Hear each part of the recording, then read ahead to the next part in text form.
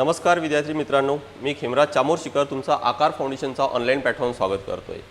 आपण एक सायन्सची सिरीज चालू केलेली आहे। तुम्हाला आकार फाउंडेशनच्या यूट्यूब चॅनलला जाऊन सायन्स सिरीज प्लेलिस्टमध्ये जाऊन सायन्स सिरीज बघता येईल। ठीक आहे, ज्यामध्ये आपण काय करत असतो की MPSC मध्ये विचारलेले प्रश्न, प्रीवियस इयर क्वेश्चन आणि त्या रिलेटेड जो पूर्ण टॉपिक आहे तो कव्हर करत असतो। राईट, याचा मुख्य उद्देश काय आहे तर लक्षात घ्या की आता आधीसारखे प्रश्न विचारले जात नाही, कन्व्हेन्शनल प्रश्न विचारले जात नाहीत, कारण पॅटर्न बदलतोय, प्रश्न विचारण्याचा जो पॅटर्न आहे तो बदलत आहे। राईट, आता थोडंसं अजून जातं काठिण्य पातळी ही वाढत आहे आणि विद्यार्थ्यांमध्ये कुठेतरी आता काय तर सायन्स बदलले कुठेतरी भीती निर्माण झाली म्हणून किंवा आपण काय तर टॉपिक समजायला थोडंफार कठीण वाटत आहे आणि हाच उद्देश समोर ठेवून आपण ही सिरीज चालू केलेली आहे। तर असेच काही टॉपिक, छोटे छोटे टॉपिक मी ऑलरेडी आधी पण कव्हर केलेले आहेत। साऊंड या टॉपिकवरचे 2 व्हिडिओज ऑलरेडी मी आणलेले आहेत। त्यासोबतच आजचा जो टॉपिक आहे ना तो पण सुद्धा साऊंडशी रिलेटेड आहे, म्हणजे ध्वनी या टॉपिकशीच रिलेटेड आहे।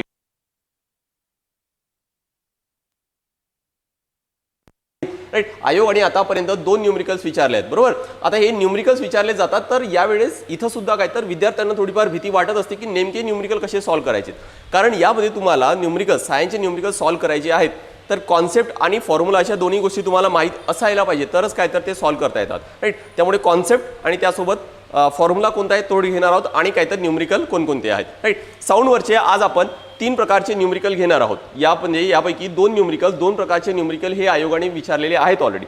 बघा, मी ऑफलाईन क्लासेसमध्ये याआधी सुद्धा 3 प्रकारचे न्यूमरिकल घेत आलोय आणि लक्षात घ्या की 2 प्रकारचे न्यूमरिकल आयोगाने ऑलरेडी विचारले। आता राहिलाय फक्त एक प्रकारचा, कदाचित त्या प्रकारचा न्यूमरिकल विचारला जाऊ शकतो किंवा मग उरलेले जे 2 आहेत त्यापैकी पण विचारले जाऊ शकतात, पण साऊंडवरचे हे 3 प्रकारचे विचारले जाऊ शकतात आणि हा स्पेसिफिक प्रश्न असा सॉल्व्ह करायचा आहे। राईट, आणि बघा की हे जे आन्सर्स असतात ना न्यूमरिकल असतात तर सोपे, बरोबर, आणि काय तर तुमचा आन्सर आलं तर ते शुअर तुमचा माहीतच असतं की हा आन्सर बरोबरच आहे म्हणून।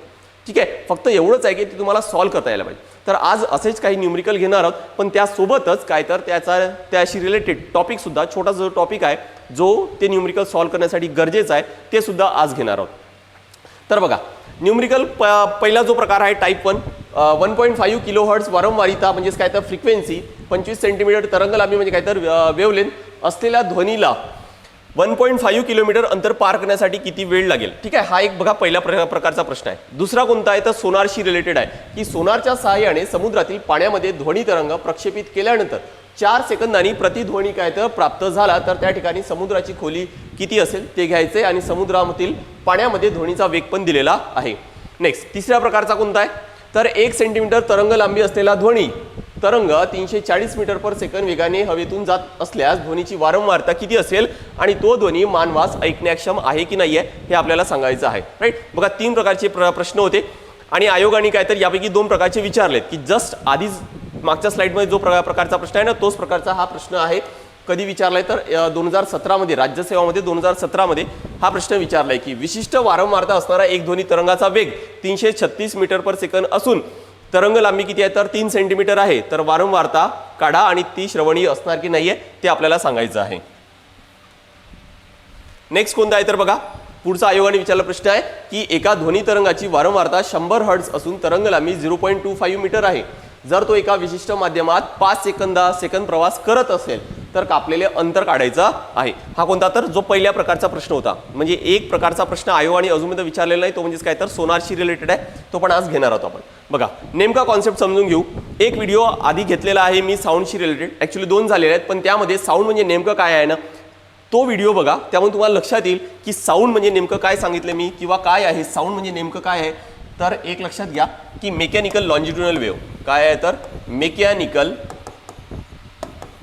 लॉन्जिट्युडिनल वेव्ह आहे, लॉन्जिट्युडिनल वेव्ह आहे म्हणजेच काय तर यांत्रिक अणुतरंग आहे। राईट, आता आपण त्या व्हिडिओमध्ये असं पूर्ण डिस्कस केलेलं आहे की नेमकं वेव्ह म्हणजे नेमकं काय आहे, तरंग म्हणजे नेमकं काय, त्यानंतर मेकॅनिकल म्हणजे काय, यांत्रिक म्हणजे काय की ज्याला मीडियमची गरज आहे त्याला आपण काय म्हणतो तर मेकॅनिकल वेव्ह म्हणतो, यांत्रिक तरंग म्हणतो, आणि लॉन्जिट्युडिनल म्हणजेच काय की ज्याच्यामध्ये व्हायब्रेशनची डायरेक्शन आणि वेव्ह प्रोपोगेट होण्याची डायरेक्शन ही सेमच असते किंवा ते एकमेकांना पॅरलल असते, तर अशा वेळेस त्याला आपण काय तर लॉन्जिट्युडिनल वेव्ह म्हणतो। राईट, ध्वनी सुद्धा काय तर ही लॉन्जिट्युडिनल वेव्ह आहे। राईट, आणि त्यामध्येच मी तुम्हाला सांगितलं बघा, मी हे आता याच्यामध्ये परत ते रिपीट करणार नाहीये, तुम्ही जाऊन तो व्हिडिओ नक्की बघा, तुम्हाला पूर्ण क्लिअर होईल।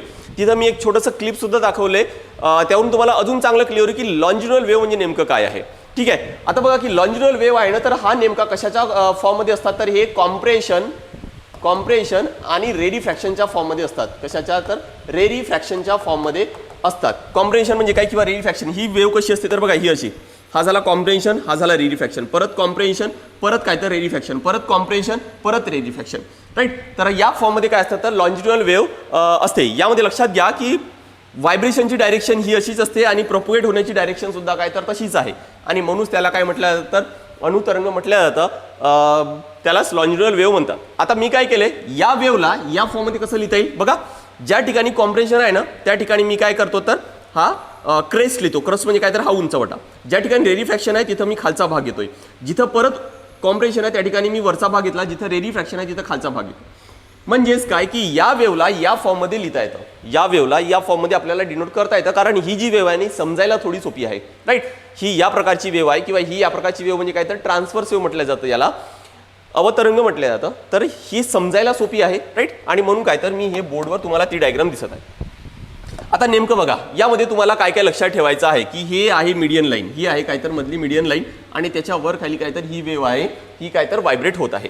आता याच्याशी रिलेटेड काही टर्म्स तुम्हाला लक्षात ठेवायचे आहेत. मी इथं सेम डायग्राम एक काढून ठेवतोय बघा,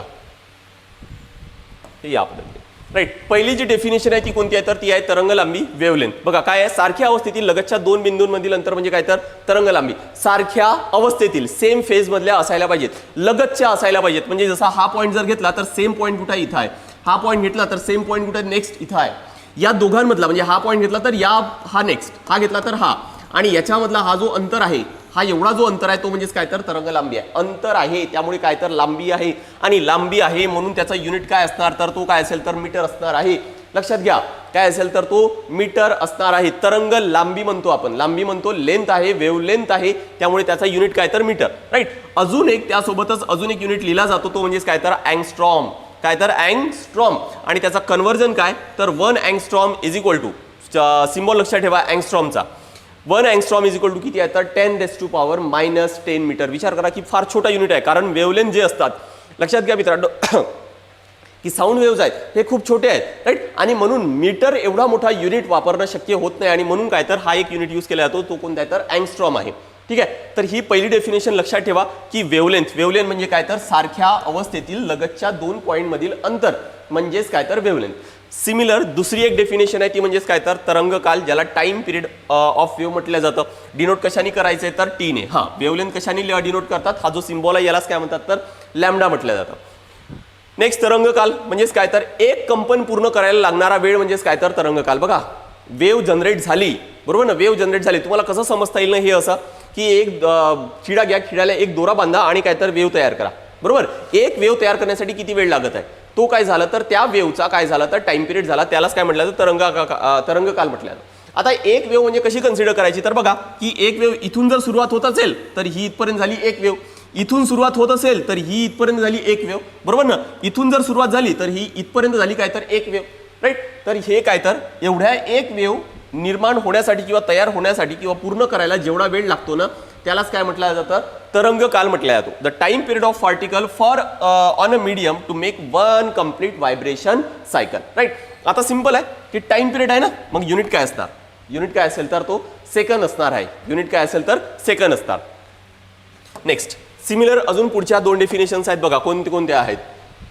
इथे एक वेव्ह काढून ठेवतोय. हा नेक्स्ट पुढची जी डेफिनेशन आहे ती कोणती तर वारंवारता आहे, ज्याला काय तर फ्रिक्वेन्सी म्हटलं जातं. हा सिम्बॉल आहे याला न्यू म्हणतात, हा ऍक्च्युली असा डिनोट केला जातं, राईट. फ्रिक्वेन्सी वारंवारता काय तर एका कालावधीत होणारी आंदोलनाची संख्या म्हणजेच काय तर तरंगाची वारंवारता आहे. फ्रिक्वेन्सी आहे, फ्रिक्वेन्सी बघा आपण फ्रिक्वेन्सी बऱ्याचदा हा वर्ड यूज करतो आपल्या नेहमीच्या वापरामध्ये बोलण्यामध्ये, राईट. फ्रिक्वेन्सी म्हणजे काय की एखादी गोष्टी काय आपण म्हणतो की फ्रिक्वेंटली होत आहे, म्हणजेच काय तर ती गोष्ट परत परत होत आहे, जास्त फ्रिक्वेंटली होत आहे म्हणजे काय तर ती परत परत जास्त वेळा होत आहे, बरोबर. मग यासाठी आपल्याला कुठला तरी टाइम एक फिक्स करावं लागेल आणि त्या तेवढ्या वेळामध्ये ती एखादी गोष्ट किती वेळा होत आहे. जसं या ठिकाणी वेव्हलेंथ आहे ना, वेव्ह आहे, तर या ठिकाणी काय म्हणू आपण की किती वेव्हलेंथ निघत आहे. आपण काय कन्सिडर करू, कुठला तरी एक टाइम स्पेसिफिक फिक्स करू, एक स्पेसिफिक टाइम कुठला तरी फिक्स करू. आता जनरली तो कोणता कन्सिडर करणार की एसआय युनिट जर कन्सिडर केलं, स्टँडर्ड जर कन्सिडर केलं तर काय तर आपण 1 सेकंद कन्सिडर करू किंवा काय तर 1 मिनिट किंवा 1 तास असं काहीतरी कन्सिडर करू, बरोबर ना.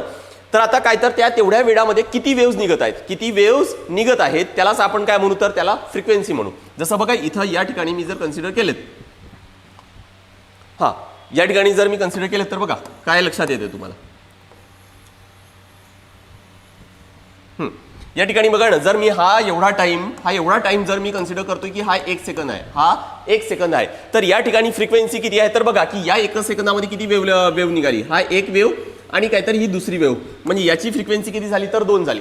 हाच 1 सेकंदामध्ये यामध्ये किती वेव्हज आहेत तर बघा 1, त्यानंतर हे 2 आणि काहीतरी हे 3, म्हणजे याची फ्रिक्वेन्सी किती झाली तर ते 3 झाली आहे. बरोबर, म्हणजेच तुम्हाला लक्षात येईल की फ्रिक्वेन्सी म्हणजे नेमकं काय आहे, की एखाद्या स्पेसिफिक टाइममध्ये एखादी घटना किती वेळा होत आहे त्याला काय म्हटलं जातं तर फ्रिक्वेन्सी म्हटलं जातं. राईट, बघा इथं काय दिले मग आता याचं युनिट काय तर हर्ट्ज, म्हणजे इथं काय लिहिता येईल मला हर्ट्ज, पूर्ण स्पेलिंग काय HERTZ हर्ट्ज. राईट, आणि डिनोट करतात SZ ने.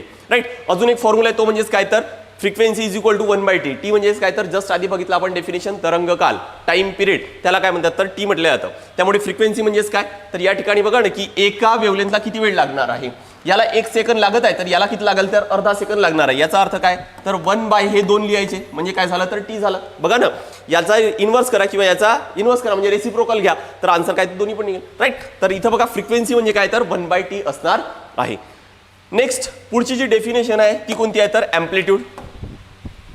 आपल्याला आजच्या लेक्चरमध्ये अँप्लिट्यूडची फार काही गरज तर पडणार नाही आहे, पण तुम्हाला साऊंडशी रिलेटेड बाकी काही कॉन्सेप्ट जे आहेत ते समजण्यासाठी हे इम्पॉर्टंट आहे. अँप्लिट्यूड म्हणजे नेमकं काय, डिनोट करतात कशाने तर ए नी. अँप्लिट्यूड म्हणजेच काय तर आयाम.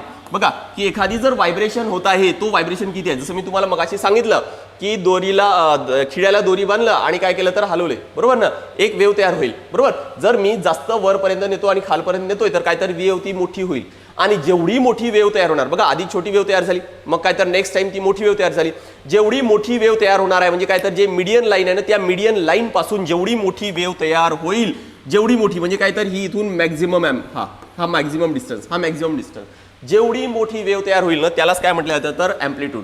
म्हणजे या मीडियन लाईन पासून ही सगळ्यात जास्त डिस्टन्स जो असणार त्यालाच काय म्हटलं जातं तर अँप्लिट्यूड म्हटलं जातं. The maximum distance that is vibrating body from its mean position. Mean position म्हणजे कोणती तर ही मधली लाईन, यापासून मॅक्झिमम डिस्टन्स, मग ते वरच्या बाजूला असू द्या किंवा खालच्या बाजूला असू द्या. राईट, त्यालाच काय म्हटलं जातं तर अँप्लिट्यूड म्हटलं जातं. याचं युनिट काय तेवढं लक्षात ठेवा, तो म्हणजेच काय तर डेसिबल आहे, डीबी आहे.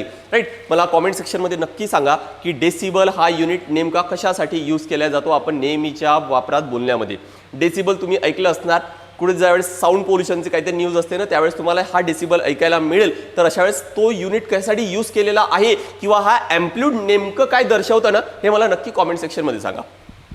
नेक्स्ट आजचा जो सगळ्यात इम्पॉर्टंट फॉर्म्युला आहे तो म्हणजेच काय तर स्पीडचा. स्पीड ऑफ वेव्ह म्हणजे नेमकं काय, स्पीड ऑफ साऊंड वेव्ह असू द्या किंवा स्पीड ऑफ वेव्ह असू द्या, काही असेल तरी पण काय तर फॉर्म्युला. स्पीडचा फॉर्म्युला आपल्याला माहिती आहे की डिस्टन्स अपॉन टाइम आहे, डिस्टन्स अपॉन काय तर टाइम आहे. पण या ठिकाणी डिस्टन्स म्हणजे काय, या ठिकाणी डिस्टन्स म्हणजे काय तर वेव्हलेंथ आहे. बरोबर, काय तर लांबी कोणती आहे तर ती वेव्हलेंथ आहे, त्यामुळे इथं लॅम्बडा लिहितोय. आणि टी म्हणजे कोणता तर टी ऑलरेडी आपण मगाशी घेतला, तरंगकाल आहे. या सोबतच अजून एक फॉर्म्युला हा घेतलाय बघा, v is equal to 1/t. म्हणजे या ठिकाणी हा लॅम्बडा इंटू 1/t असं सुद्धा लिहिता येईल आणि लॅम्बडा या 1/t ला मी न्यू ने काय तर रिप्लेस करतोय, त्यामुळे speed is equal to lambda into काय तर न्यू. म्हणजे हे दोन फॉर्म्युले मिळालेत मला, λ/t आणि λ/न्यू. राईट, आता बघा की हे दोन फॉर्म्युले हेच आजच्या पूर्ण जे न्यूमरिकल आहेत ना ते सॉल्व्ह करण्यासाठी काय तर हे दोन फॉर्म्युले आणि हा एक फॉर्म्युला, बस एवढंच तुम्हाला लक्षात ठेवायचं आहे. साऊंडसाठी एवढं सफिशियंट आहे, याच्या बेसिसवर काय तर साऊंडचे न्यूमरिकल्स आहेत ना ते सॉल्व्ह करता येतात. बाकी अजून काही न्यूमरिकल सॉल्व्ह करण्यासाठी गरज नाही आणि फॉर्म्युला पण नाही आहे साऊंड टॉपिकमध्ये. बघा घेऊ आपण पहिला जो टाईप आहे तो काय आहे, आधी आपण टाईपनुसार प्रश्न घेऊ एक एक आणि मग काय तर जे आयोगाचे प्रश्न आहेत ते सुद्धा सॉल्व्ह करू किंवा ते तुम्हाला पण प्रयत्न करता येईल, व्हिडिओ पॉज करून प्रयत्न करा. आधी तीन जे टाईप आहेत ते नीट समजून घ्या. काय दिले बघा, 1.5 किलोहर्ट्ज वारंवारता म्हणजेच काय तर फ्रिक्वेन्सी दिलेली आहे 1.5 किलोहर्ट्ज, 25 सेंटीमीटर तरंग लांबी, 25 सेंटीमीटर काय तर तरंग लांबी असलेल्या ध्वनीला किती दूरपर्यंत जायचंय, डिस्टन्स 1.5 किलोमीटर एवढा दूरपर्यंत जायचंय. पार करण्यासाठी किती वेळ लागेल म्हणजेच काय तर टाइम काढायचंय, म्हणजे हा एवढा डिस्टन्स जाण्यासाठी काय तर किती वेळ लागेल हे काढायचं आहे. राईट, म्हणजेच माझ्याकडे काय तर डिस्टन्स आहे आणि माझ्याकडे टाइम आहे, पण मला काय माहिती असायला पाहिजे यासाठी त्या वेव्हचा वेग पण तर माहिती असायला पाहिजे आणि तो किती असणार तर बघा त्या याच्यावरून तुम्हाला काढता येईल. फक्त एक लक्षात घ्या की न्यूमरिकल सॉल्व्ह करताना एक तुम्हाला नेहमी लक्षात ठेवावं लागणार आहे की त्याचे जे युनिट आहेत ना ते चेंज करावी लागतील. जर ते SI युनिट नसतील किंवा ते काय तर एकमेकांना मॅच होत नसतील अशा वेळेस काय तर चेंज करायचं आहे. हा SI युनिट नाही, हा पण SI युनिट नाही आहे, त्यामुळे आपण याला कन्वर्ट करून घेऊ. काय ना तर 1.5 हर्ट्झमध्ये जर कन्वर्ट करायचं आहे, किलो हर्ट्झ आहे इथं 10⁻³ हर्ट्झ येणार. इथं किती येणार 25 सेंटीमीटर. सेंटीमीटरचे मीटरमध्ये कन्वर्ट करा, कारण लॅम्बडा किंवा डिस्टन्स आहे, लेंथ आहे, याचा SI युनिट काय तर तो मीटर आहे. त्यामुळे याला मीटरमध्ये जर कन्वर्ट केलं तर काय येणार तर 10⁻² ने मल्टिप्लाय करू किंवा या 25ला 100ने भाग द्या तरी पण चालेल. जे तुम्हाला जास्त योग्य वाटत आहे किंवा जे सोपं वाटत आहे ते फॉलो करा. आता या दोन व्हॅल्यूवरून मी काय करतोय स्पीड काढतोय. बघा माझ्याकडे लॅम्बडा आणि न्यू आहे, तर फॉर्म्युला काय लॅम्बडा इंटू फ्रिक्वेन्सी. गुणाकार करतोय 1.5 इंटू 10⁻³ आणि काय तर 25 गुणाकारामध्ये 10⁻². राईट. बघा आता गुणाकार करून घेऊ. किती येणार यांचा जर गुणाकार केला 10⁻³ इंटू 10⁻². गुणाकार करायचे, बेस सेम आहे तर दोघांची बेरीज करावी लागते, त्यामुळे इथं किती येणार 3 मधून 2 गेले 10⁻1. 1.5 इंटू 10⁻1 इंटू काय तर 25 लिहितोय. राईट. नेक्स्ट आता 10⁻ म्हणजे 10 आणि या 15ला गुणाकार करतोय मी. 15ला जर गुणाकार केलं 10 आणि 1.5ला जर गुणाकार केलं 10 आणि तर किती येणार तर 15 गुणाकारामध्ये 25. राईट. सध्या मी असंच ठेवून देतो, गुणाकार नाही केलं तरी पण चालेल, कारण आपल्याला पुढे माहिती आहे. बघा हे सगळे ना चिट कोड्स आहेत. तुमचं मॅथमॅटिक्स चांगलं असेल, सीसॅट जर चांगलं असेल, तुम्हाला लगेच लक्षात येईल की पुढे कॅल्क्युलेशन करायची सध्या तरी गरज नाही, कारण पुढे गेल्यानंतर अजून कॅल्क्युलेशन्स आहेत. राईट. आणि म्हणून मी काय तर तो गुणाकार तसंच ठेवतोय, कारण पुढे भाग देता येईल, ते अजून जास्त सोपं जाईल. नेक्स्ट आता मला काय काढायचं, टाइम काढायचे. तर फॉर्म्युला काय आपला नेहमीचा की speed is equal to distance upon time. Speed is equal to distance upon time. बघा टाइम काढायचे, डिस्टन्स आणि स्पीड आता आपल्याला मिळाला. हा स्पीड घ्यायचा आहे आणि हा डिस्टन्स घ्यायचा आहे, पण युनिट लक्षात घ्या, तो आपण SI युनिटमध्ये घेतलाय. मीटर पर सेकंड येणार इथं युनिट, कारण सगळं आपण मीटर आणि सेकंडमध्ये घेतलंय. हा मीटरमध्ये कन्वर्ट केले आणि हा काय तर हर्ट्झ किंवा SI युनिटमध्ये घेतलाय, त्यामुळे तो तिथं काय येणार तर सेकंड येणार. नेक्स्ट काय येणार तर बघा आता याला आधी हा कन्वर्ट करून घेऊ. 1.5 इंटू 10⁻³ आणि हा येणार काय तर मीटरमध्ये येईल, मीटरमध्ये येणार. आता नेक्स्ट आपल्याला काय काढायचे, टाइम काढायचे. टाइम काढायचा आहे म्हणजेच काय टाइमचा formula distance upon speed. Distance किती आलाय तर बघा 1.5 इंटू 10⁻³ डिवायडेड बाय स्पीड किती आलंय हा 15. एक काम करू आता परत आपण ही व्हॅल्यू ठेवू. ही व्हॅल्यू ठेवू म्हणजे अजून काय तर अजून जास्त सोपं जाईल कॅल्क्युलेट करायला. 1.5 इंटू 10 इंटू काय तर 25. नेक्स्ट बघा आता हे लगेच इथं कॅन्सल होत आहेत, बरोबर ना. आणि नेक्स्ट आता राहिले काय 1000 भागाकारामध्ये 10 म्हणजे काय तर येणार 100, भागाकारामध्ये 25 इज इक्वल टू किती येणार तर 4. म्हणजेच स्पीड किती आलं, सॉरी टाइम किती आलं, टाइम किती आलं तर 4 सेकंद. किती येणार याचा या प्रश्नाचा आन्सर की 4 सेकंद. जर त्याच वेव्हला 1.5 किलोमीटर अंतर पार करण्यासाठी किती वेळ लागणार तर 4 सेकंद लागणार आहे, कारण आपल्याला स्पीड मिळाले, आपल्याकडे डिस्टन्स होतं, आपण टाइम कॅल्क्युलेट केलं. ठीक आहे. असाच प्रश्न आयोगाने पण विचारलेला आहे, तो पण आपण सॉल्व्ह करू. नेक्स्ट पुढचा जो प्रश्न आहे तो काय तर सोनारशी रिलेटेड आहे. बघा सोनारच्या सहाय्याने समुद्रातील पाण्यामध्ये ध्वनी तरंग. बघा सोनार म्हणजे काय, थोडंसं सोनारबद्दल एक्स्ट्रा माहिती कॅल्क्युलेट करा. सोनार म्हणजे काय की ज्या वेळेस समुद्रामध्ये एखादी जहाज जातोय आणि समुद्राची खोली जर माहीत करून घ्यायची आहे त्या जहाजाला, तर त्यामध्ये एक सिस्टम फिक्स असते, त्यालाच काय म्हणतात तर सोनार म्हटलं जातं. त्या सोनारामध्ये असतं काय तर एक असतो ट्रान्समीटर आणि एक असतो रिसिव्हर. हा ट्रान्समीटर एक वेव्ह जनरेट करणार आणि काय तर ती आपटून या बेसला आपटून काय तर ते परत येईल, ते परत येणार तर काय होणार तो रिसिव्हर ॲक्सेप्ट करेल किंवा तो रिसीव्ह करणार आहे. बघा काय म्हटलंय की सोनाराच्या सहाय्याने समुद्रातील पाण्यामध्ये ध्वनी तरंग प्रक्षेपित केल्यानंतर 4 सेकंदांनी प्रतिध्वनी परत आला. म्हणजे हा इथून गेला आणि काय तर तो परत आला. किती वेळात आला तर तो 4 सेकंदात आला. 4 सेकंदात आला. एक लक्षात ठेवा की 4 सेकंदात जाण्या आणि येण्याचा आहे. ठीक आहे. प्रतिध्वनी प्राप्त झाला तर त्या ठिकाणी समुद्राची खोली किती असणार, समुद्राची खोली किती असणार म्हणजे हा एवढा डिस्टन्स काढायचा आहे. आता मला सांगा जाण्या आणि येण्यासाठी किती 4 सेकंद लागला. फक्त जाण्यासाठी आपण टाइम कन्सिडर करू की टाइम किती येणार तर फक्त तो अर्धाच येईल. मग बरोबर ना, जाणे आणि येण्यासाठी 4 सेकंद आहे, तर फक्त जाण्यासाठी किती येणार तर तो 2 सेकंद. कारण आपल्याला डिस्टन्स हाच काढायचा आहे, आपल्याला डिस्टन्स एवढाच काढायचा किंवा एवढाच काढायचा. त्यामुळे एवढ्यासाठी किंवा एवढ्यासाठी आपण काय करणार आहोत तर फक्त टाइम कन्सिडर करणार आहोत. तो किती येणार t सेकंद. राईट. आणि आपल्याला पाण्यामध्ये ध्वनीचा वेग पण दिलेला आहे, म्हणजे स्पीड पण दिलेला आहे की 1550 मीटर पर सेकंद. आणि सगळे SI युनिट आहे, त्यामुळे कन्वर्ट करायची तर गरज नाही आहे. डिस्टन्स काढून घ्या, फक्त तुम्हाला एवढं कन्सिडर करायचं आहे. इथं टाइम 4 सेकंद न घेता 2 सेकंद घ्यायचं आहे, एवढंच फक्त लक्षात ठेवायचं आहे. ठीक आहे. आपल्याला डिस्टन्स काढायचे म्हणजे स्पीड आणि टाइमचा गुणाकार करावा लागेल. स्पीड किती आहे तर 1550 आणि टाइम किती आहे तर 2 आहे. राईट. आता गुणाकार केलं तर किती येणार बघा, 0, 5 2 10चा 0, हातचा 1, 5 2 10 आणि 1 11, हातचा 1, 2 1 2 आणि 1 काय तर 3, म्हणजे 3100. आणि युनिट काय येणार, हा सेकंद आहे, मीटर पर सेकंद आहे, तर या ठिकाणी डिस्टन्स तो किती येणार, तर तो मीटर येणार आहे. ठीक आहे. तर बघा हा एक दुसऱ्या प्रकारचा प्रश्न आहे आणि सोनारवरचा प्रश्न येण्याची शक्यता मागे पुढे खूप जास्त आहे. अजूनपर्यंत आयोगाने जर विचारलेलं नाहीये तर मग येण्याची शक्यता जास्त आहे. त्यासोबतच मी तुम्हाला सांगून ठेवतोय की सोनारबद्दलची माहिती थोडी अजून जास्त वापरा, की सोनारमध्ये सोनारचा लॉंग फॉर्म काय, यावर प्रश्न आयोगाने विचारलाय.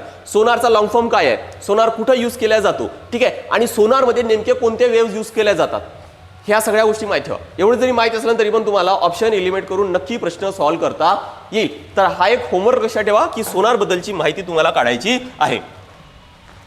नेक्स्ट तिसऱ्या प्रकारचा प्रश्न काय आहे तर बघा की 1 सेंटीमीटर तरंग लांबी असलेला ध्वनी किती आहे, लॅम्बडा दिलेला आहे 1 सेंटीमीटर. त्यानंतर 340 मीटर पर सेकंद वेगाने, म्हणजे स्पीड दिलेला आहे 340 मीटर पर सेकंद, हवेतून जात असल्यास ध्वनीची वारंवारिता म्हणजे फ्रिक्वेन्सी काढायची आहे, किती असेल, तो ध्वनी मानवास ऐकण्याक्षम असेल काय, आहे का, हे प्रश्न विचारलाय. लक्षात घ्या की नेमकं फ्रिक्वेन्सी लक्षात ठेवा की आपल्याला नॉर्मल इयरला, ह्युमन इयरला कोणता ध्वनी ऐकू येतो, सगळेचा सगळ्या कोणत्याही फ्रिक्वेन्सीचा ऐकू येत नाही. त्याची रेंज आहे ती किती आहे तर 20 ते 20,000 हर्ट्झ, हे लक्षात ठेवायचं आहे. 20 ते 20,000 हर्ट्झ. गुगल जाऊन तुम्ही एक ऑडिओ जनरेटर असं काहीतरी सर्च करून बघा आणि तिथं फ्रिक्वेन्सी सेट केल्यानंतर तुम्हाला आवाज ऐकता येतो. ठीक आहे. तुम्हाला त्याहून लक्षात येईल की आपल्याला ज्यावेळेस फ्रिक्वेन्सी कमी होते त्यावेळेस नेमका आवाज का कुठं जातोय आणि ज्यावेळेस वाढवतोय त्यावेळेस नेमका आवाज कुठं जातोय हे तुम्हाला क्लिअरली लक्षात येईल. ठीक आहे. आता परत मी इथं एक होमवर्क देतोय की यापेक्षा जर कमी जर आवाज फ्रिक्वेन्सीचा आवाज असेल त्याला काय म्हटलं जातं आणि यापेक्षा जर जास्त असेल तर त्याला काय म्हटलं जातं, हे सुद्धा तुम्ही होमवर्क करा. राईट. तो म्हणजे बरेचसे कॉन्सेप्ट आता इथून क्लिअर होतील. आपण इथं फक्त बघा एवढं लक्षात ठेवा की आपल्याला ह्युमन इयरला प्रश्न सॉल्व्ह करायचे, न्यूमेरिकल सॉल्व्ह करायचे. आपल्याला गरजेचं काय की ह्युमन इयरला मानवी कानाला कोणता आवाज ऐकू येतो ज्याची फ्रिक्वेन्सी किती आहे 20 हर्ट्झ ते 20,000 हर्ट्झ. मी हर्ट्झ म्हणतोय, एसआय युनिट सांगतोय. ठीक आहे. एवढं लक्षात ठेवा. नेक्स्ट बघा आता, म्हणजे जर मी माझ्याकडे लॅम्बडा दिलंय, माझ्याकडे काय आहे तर स्पीड आहे आणि जर मी फ्रिक्वेन्सी कॅल्क्युलेट केलं तर मी लगेच डिसाईड करू शकतो आणि तेच करायचं इथं. बघा काय formula, speed is equal to lambda आणि फ्रिक्वेन्सीचा गुणाकार. म्हणजे फ्रिक्वेन्सी जर काढायचे तर स्पीडला काय तर वेव्हलेंथनी भाग द्यावं लागेल. भाग देऊ बघा, पण त्याआधी युनिट चेक करू बघा. 340 मीटर पर सेकंद आहे, एसआय युनिट आहे, काही प्रॉब्लेम नाही. पण इथं 1 सेंटीमीटर आहे, त्यामुळे इथं काय येणार तर 1 गुणाकारामध्ये -2 केलं तर हा मीटरमध्ये कन्वर्ट होईल. राईट. आता हा metre per second SI unit आहे, हा एसआय युनिट आहे, त्यामुळे लक्षात ठेवा की फ्रिक्वेन्सी पण काय तर एसआय युनिटमध्ये येणार, म्हणजेच हर्ट्झमध्ये येईल. राईट. कॅल्क्युलेट करू बघा. स्पीड किती दिलेला आहे 340 आणि लॅम्बडा किती आहे तर 10⁻⁻2 लिहितोय मी. ठीक आहे. 1 नाही लिहिलं तरी पण चालेल. नेक्स्ट 10⁻⁻2 वर जर घेऊन गेलं तर किती येणार, हे 340 गुणाकारामध्ये 10⁻2 होणार, मायनसचं प्लस होतं, प्लसचं मायनस होतं. राईट. नेक्स्ट काय येणार तर आता हे 10⁻2 म्हणजे 100. 100ने 340ला जर गुणाकार केलं तर 2 शून्य वाढवावं लागतील. याचा अर्थ काय की ही जी फ्रिक्वेन्सी आलेली आहे, ही फ्रिक्वेन्सी आलेली आहे, हे किती आहे तर 34,000 हर्ट्झ आहे. बरोबर. म्हणजे आपल्याला त्याची वारंवारिता तर मिळाली, किती आहे किती तर 34,000 हर्ट्झ आहे. बरोबर. ती ऐकण्याक्षम आहे की नाही आहे ते कसं डिसाईड करता येईल, या रेंजमध्ये आहे का, या रेंजच्या बाहेर आहे, म्हणजे या 20,000 पेक्षा पण जास्त आहे, कारण 34,000 आन्सर आले. याचा अर्थ काय की हा जो आवाज आहे ना 34,000 हर्ट्झचा, तो आपल्याला काय तर ऐकण्याक्षम राहणार नाही आहे. ठीक आहे. तो राहणार नाही. जर या रेंजमध्ये आलं असतं तर आपण होय म्हणून मार्क केलं असतं की तो ऐकण्याक्षम आहे म्हणून. आयोगाचा प्रश्न असाच विचारलेला आहे, तो कव्हर करू. ठीक आहे. बघा हे 3 प्रकारचे प्रश्न मुख्यतः साऊंडवर विचारण्याची शक्यता आहे. मी तुम्हाला ऑलरेडी सांगितलं की 2 प्रकारचे प्रश्न विचारलेले आहेत आणि जो सोनारवरचा प्रश्न आहे तो मागे पुढे कधीतरी विचारण्याची शक्यता आहे. ठीक आहे. बघा आता प्रिव्हियस इयर क्वेश्चन आपण कव्हर करू. हे जे 3 प्रकार घेतलेत त्यापैकीच तुम्हाला लक्षात येईल. जस्ट आधीचा जो टाईप घेतला आहे ना त्याच प्रकारचा काहीतर हा आयोगाचा 2017चा राज्यसेवा प्री 2017चा प्रश्न आहे. विशिष्ट वारंवारता असणारा एक ध्वनी तरंगाचा वेग स्पीड दिलेला आहे, किती आहे 336 मीटर पर सेकंद. तरंग लांबी किती आहे 3 सेंटीमीटर, म्हणजे लॅम्बडा दिलेला आहे 3 सेंटीमीटर. तर वारंवारता काढा, म्हणजेच काय तर फ्रिक्वेन्सी काढायची आहे आणि काय तर ते श्रवणी असेल काय, म्हणजेच ती ऑडिबल असणार काय. श्रवणी म्हणजे काय की मानवी कानास ती ऐकू येणार की नाही आहे ते आपल्याला डिसाईड करायचे. रेंज काय सांगितलं होतं मी तुम्हाला 20 ते 20,000 हर्ट्झ या रेंजमध्ये असेल तर ते ऐकू येईल, अदरवाईज ऐकू येणार नाही. सेमच प्रश्न आहे, काहीच फरक नाही आहे बघा. Speed is equal to lambda आणि न्यू, त्यामुळे न्यू इज इक्वल टू काय तर स्पीड डिवायडेड बाय लॅम्डा करायचं आहे. युनिट एकदा चेक करून घेऊ. 336 मीटर पर सेकंड, ठीक आहे, SI युनिट आहे. लॅम्डा 3 सेंटीमीटर आहे, याला कन्वर्ट करा 10⁻⁻² मीटर, राईट. आता व्हॅल्यूज ठेवून घेऊ बघा. स्पीड किती आहे 336 आणि लॅम्डा किती आहे, हा लॅम्डा आहे किती तर 3 गुणाकारामध्ये 10⁻², राईट. बघा आता भाग देऊ. इथं 10⁻² तर मी वर घेऊन जातोय, त्यामुळे हा तर +2 होणार. इथं 3चा भाग दिला तर 112, राईट. नेक्स्ट 112 × 100 म्हणजेच काय ना तर 112 आणि हे काय तर 2 शून्य येतील. म्हणजे आपल्याला फ्रिक्वेन्सी किती मिळाली आहे तर 11,200. फ्रिक्वेन्सी किती मिळाली आहे 11,200. सगळे SI युनिट घेतले होते, त्यामुळे इथं सुद्धा काय येणार SI युनिट येणार, म्हणजेच काय तर हर्ट्ज, ठीक आहे, म्हणजेच काय तर हर्ट्ज येणार 11,200. आता बघा ही 11,200 या रेंजमधली आहे, म्हणजे आपल्याला फ्रिक्वेन्सी तर फर्स्ट ऑफ ऑल फ्रिक्वेन्सी तर मिळाली 11,200. यामध्ये नाही आहे, यामध्ये नाही, या दोघांमध्ये आहे, बरोबर. या रेंजमधली आहे म्हणजेच काय तर ती ऐकण्याक्षम आहे, म्हणून आन्सर मार्क काय करणार तर यस, होय ती ऐकण्याक्षम आहे. आन्सर काय येणार या प्रश्नाचा तर 4th ऑप्शन हा योग्य आहे. तर बघा असे प्रश्न आयोगाद्वारे विचारले जातात आणि मी तुम्हाला आधी पण सांगितले की मी हे या प्रकारचे प्रश्न ऑलरेडी ऑफलाईन क्लासमध्ये कव्हर केलेले आहेत, ठीक आहे. आणि आपण पुढे पण असेच कंटिन्यू व्हिडिओज घेऊन येणार आहोत, त्यामुळे सिरीज नक्की बघा, चॅनलला सबस्क्राईब करा, ठीक आहे. आणि त्या जो प्लेलिस्ट आहे त्या प्लेलिस्टमध्ये जाऊन सायन्स सिरीज म्हणून एक प्लेलिस्ट आहे, त्यामध्ये जाऊन तुम्ही बाकीचे पण व्हिडिओज चेक करून बघा. तुम्हाला सगळे प्रिव्हियस इयर क्वेश्चनशी रिलेटेडच टॉपिक मिळणार आहेत. आपण विनाकारण बाकीचे कोणतेही टॉपिक कव्हर करत नाही. बघा नेक्स्ट काय आहेत. पुढचा एक प्रश्न जो आयोगाने विचारलाय, कधी विचारलेला प्रश्न आहे हा, मागच्या वर्षी राज्यसेवा मध्ये विचारलेला प्रश्न आहे. काय आहे तर बघा, एका ध्वनी तरंगाची वारंवारता किती आहे 1000 हर्ट्ज. फ्रिक्वेन्सी दिलेली आहे 1000 हर्ट्ज. तरंग लांबी किती आहे 0.25 मीटर, म्हणजेच सॉरी हे फ्रिक्वेन्सी आहे आणि तरंग लांबी आहे 0.25 मीटर आहे, ठीक आहे. SI युनिट आहे, त्यामुळे कन्वर्ट करायची तर गरज नाही आहे. नेक्स्ट काय, जर तो एका विशिष्ट माध्यमात 5 सेकंद प्रवास करत आहे, हा जो ध्वनी आहे ज्याची फ्रिक्वेन्सी 1000 हर्ट्ज आहे, वेव्हलेंथ 0.25 मीटर आहे, असा फ्रिक्वेन्सी 5 सेकंदामध्ये 5 सेकंद एका मीडियममधून जर गेला तर तो किती अंतर कापेल ते आपल्याला काढायचं आहे, बरोबर. आता यावरून आपल्याला काय काढायचं ते बघा की टाइम आपल्याला दिले 5 सेकंद आणि तो किती अंतर कापेल म्हणजे डिस्टन्स कॅल्क्युलेट करायचा आहे. पण यासाठी काय तर आपल्याला आधी स्पीड काढावं लागेल. हा स्पीड आपल्याला इथं यूज करावं लागणार आणि मग काय तर डिस्टन्स कॅल्क्युलेट करावं लागेल. आता इथं आपल्याला फ्रिक्वेन्सी आणि वेव्हलेंथ माहिती आहे, तर स्पीड कॅल्क्युलेट करून घेऊ. बघा काय येणार, speed is equal to lambda आणि फ्रिक्वेन्सीचा गुणाकार. लॅम्डा किती आहे 0.25 आणि फ्रिक्वेन्सी किती आहे तर 1000. ते किती आहेत 1000 आहेत, राईट. आता जर गुणाकार केलं तर काय येणार तर बघा, गुणाकार जर मी केलं तर हे किती येणार तर हा पॉईंट 3 घर, कारण 3 शून्य आहे तिथं, 3 घर समोर घेऊन जा तर काय येणार तर 250, बरोबर. म्हणजे 250 आणि युनिट काय येणार तर इथं SI युनिट घेऊ आपण मीटर पर सेकंद, कारण इथं सगळे काय तर हे SI युनिटच आहेत, राईट. आता बघा की वेग किती आहे 250 मीटर पर सेकंद. एवढा वेग आहे तर या 5 सेकंदामध्ये किती दूरपर्यंत जाईल ते आपल्याला काढायचं आहे. कसं काढता येईल तर बघा, speed is equal to distance upon time आपल्याला माहिती आहे इथपर्यंत. तर डिस्टन्सचा फॉर्म्युला काय आहे तर speed into distance is equal to speed into काय तर टाइम करायला लागेल.